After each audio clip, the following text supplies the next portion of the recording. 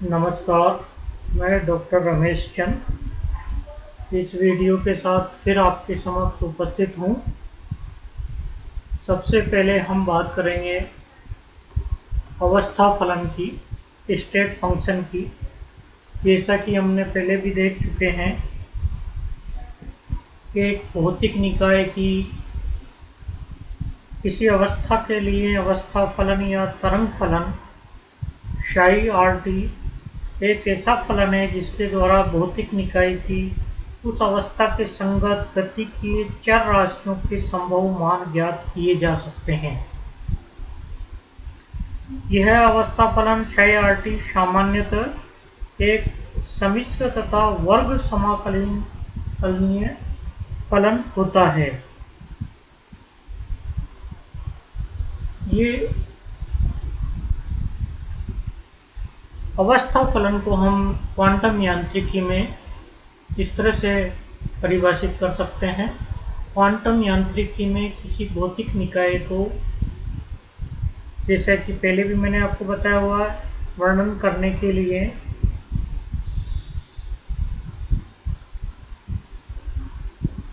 एक फलन का उपयोग हम करते हैं जिसे अवस्था फलन या तरंग फलन के नाम से हम जानते हैं, कहते हैं उसको। इसमें भौतिक निकाय की सभी सूचनाएं विद्यमान होती है जिससे निकाय की अवस्था का ज्ञान भी होता है।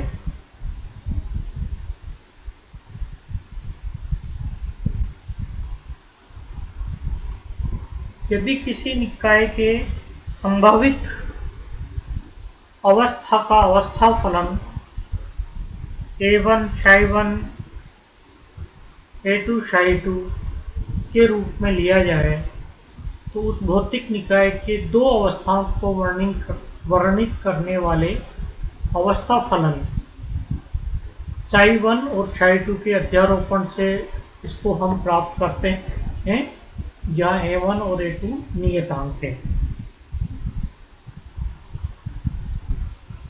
स्पष्ट है कि किसी निकाय के अवस्था फलनों से अध्यारोपण द्वारा कई अवस्था फलन प्राप्त हो सकते हैं।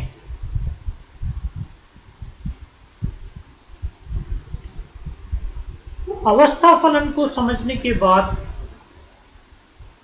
अब हम बात करेंगे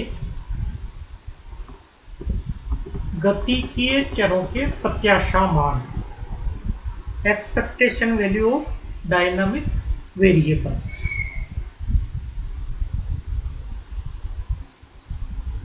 प्रत्याशा मान का अर्थ समझने के लिए एक समान भौतिक निकायों के एक समुदाय की कल्पना हम करें जिसमें एक जैसी अवस्था वाले n समान भौतिक निकाय हों। प्रत्येक भौतिक निकाय की अवस्था एक जैसी होने के कारण मान लें कि प्रत्येक निकाय की अवस्था का जो तरंग फलन है वो psi RT है और किसी गतिकीय चर राशि का मापन प्रत्येक भौतिक निकाय के लिए किया जाता है। तो ऐसे प्रेक्षणों से गतिकीय चर के n मान प्राप्त होंगे। यद्यपि प्रारंभ में सभी निकाय की अवस्था एक समान ली गई थी, फिर भी अनिश्चितता के सिद्धांत से हम जानते हैं कि ये n मान भिन्न भिन्न प्राप्त होते हैं। व्यापक रूप से ये n मान किसी रेंज में डिस्ट्रीब्यूट होते हैं और इन सभी मानों का औसत मान उस गतिकीय चर राशि का प्रत्याशा मान या एक्सपेक्टेशन वैल्यू कहलाता है। यहाँ मैंने किसी विभव क्षेत्र में गतिशील किसी कण या निकाय का अवस्था फलन psi RT के रूप में परिभाषित किया हुआ है और इस अवस्था फलन के लिए गतिकीय चर राशि A का प्रत्याशा मान निम्न अनुसार दिया जाता है। प्रत्याशा मान of variable A, that is operator A, integral psi star RT A psi RT dV upon integral psi star RT psi RT dV।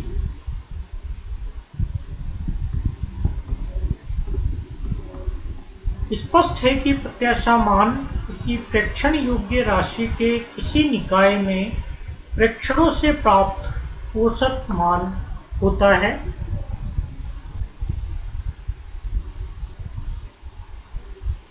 यदि निकाय के अवस्था फलन नॉर्मलाइज्ड हो, प्रसामान्यीकृत हो, तो प्रत्याशा मान ए expectation value is equal to integral psi star A psi dv के बराबर प्राप्त होगा। हम स्थिति के लिए पोजीशन वेक्टर आर का इस्तेमाल करते हैं। इसके लिए जो ऑपरेटर है वो आर केप के रूप में मैंने यहाँ दर्शाया हुआ है। इसको normalized wave function psi star पर इस तरह से ऑपरेट करके संपूर्ण स्पेस के लिए यदि हम इंटीग्रेट आउट करें तो हम स्थिति के लिए प्रत्याशा मान ज्ञात कर सकते हैं। सिमिलरली संवेग के लिए क्योंकि operator minus iota H cross del होता है, आयोटा एच क्रॉस डेल को साई के साथ ऑपरेट करके साई स्टार से इसको मल्टीप्लाई करें और संपूर्ण स्पेस में इसको इंटीग्रेट आउट कर लें तो उनको संवेग के लिए प्रत्याशा मान प्राप्त होगा। सिमिलरली ऊर्जा के लिए भी हम इस तरह से प्रत्याशा मान ज्ञात कर सकते हैं। That is integral psi star iota H cross del upon del T psi star dV. इस प्रकार किसी गतिकीय चर के प्रत्याशा मान ज्ञात किए जाते हैं। अब हम बात करेंगे क्वांटम यांत्रिकी के कुछ मौलिक अभिग्रहित के बारे में, फंडामेंटल पोस्टुलेट्स के बारे में। इसमें कुछ कंसेप्ट मैंने आपको पहले भी बताया हुआ है, उन सबको एक साथ पोस्टुलेट्स के रूप में हम लें तो वन बाय वन क्वांटम भौतिकी के प्रतिपादन का जो तरीका है उसमें क्वांटम यांत्रिकी के लिए जो निष्कर्ष होंगे उन निष्कर्षों को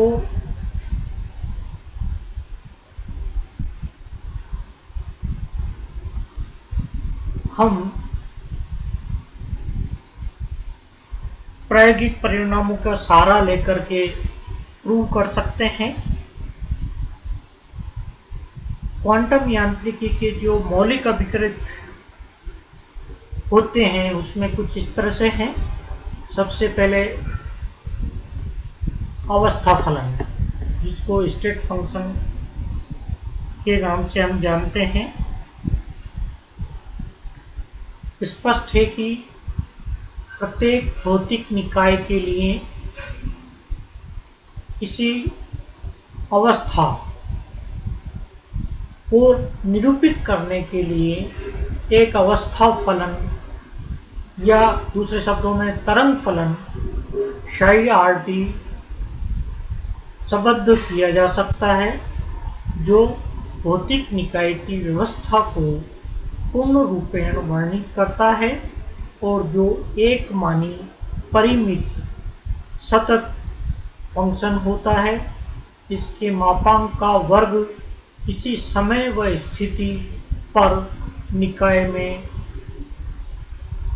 उस पर्टिकुलर कण या अवस्था के पाए जाने की प्रायिकता प्रति एकांक आयतन को निम्न प्रकार से हम व्यक्त करते हैं, जहाँ शाई आर टी आर पोजीशन और टी टाइम पर उस पर्टिकुलर सिस्टम का स्टेट फंक्शन हो तो उस पर्टिकुलर स्टेट में पाए जाने की जो प्रोबेबिलिटी डेंसिटी है उसको हम पी इक्वल टू मॉडुलो शाई आर टी स्क्वायर से रिप्रेजेंट करते हैं। दूसरा पोस्टुलेट प्रिंसिपल्स ऑफ सुपरपोजिशन है, अध्यारोपण का सिद्धांत।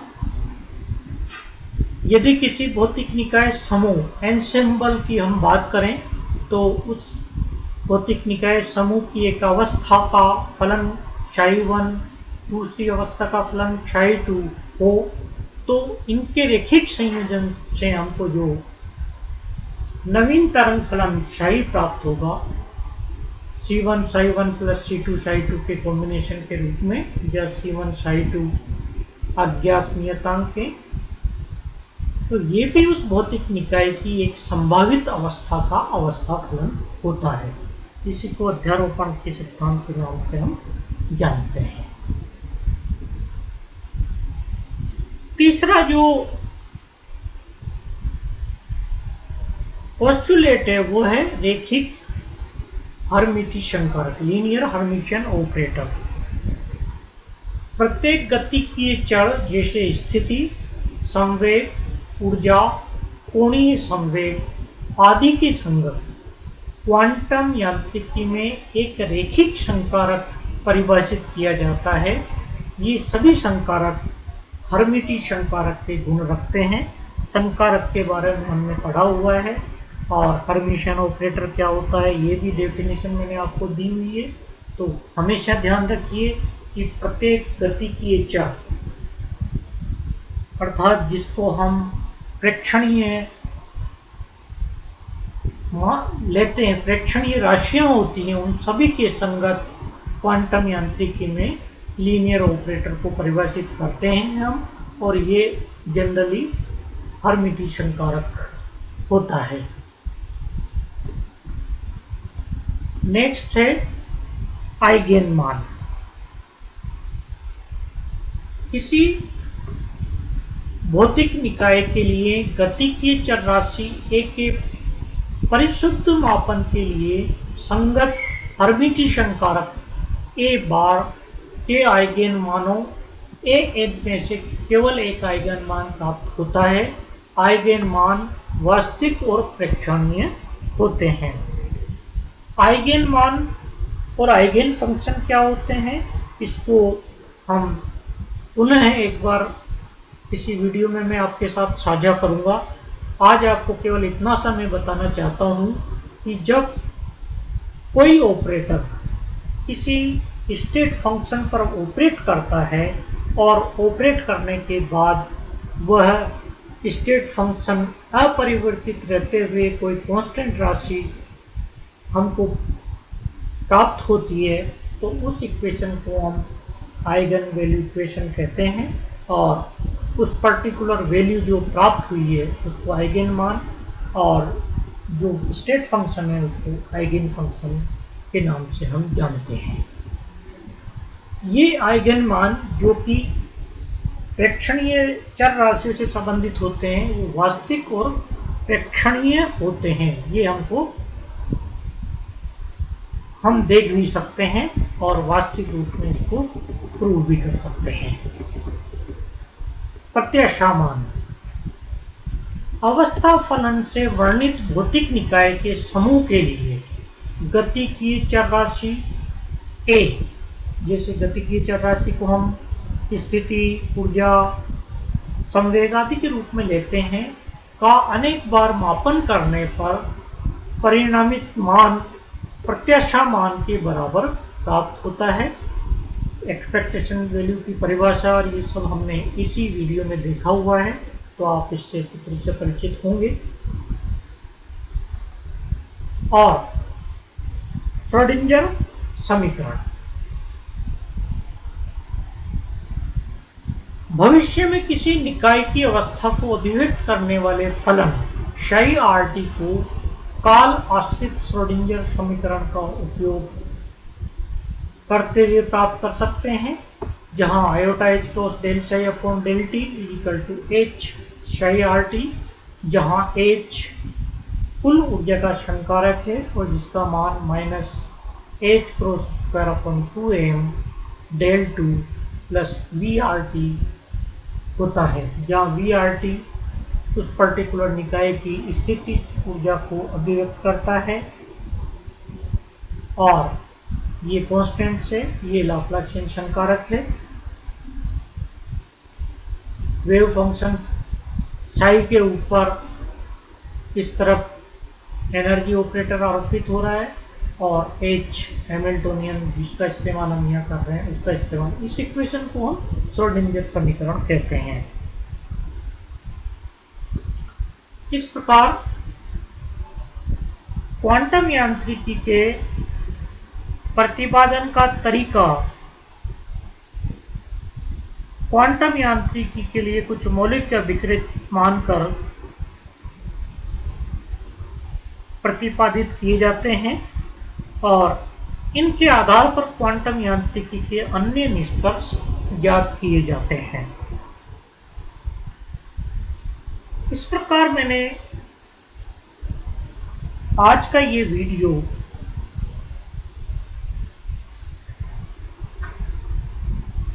Basically state function,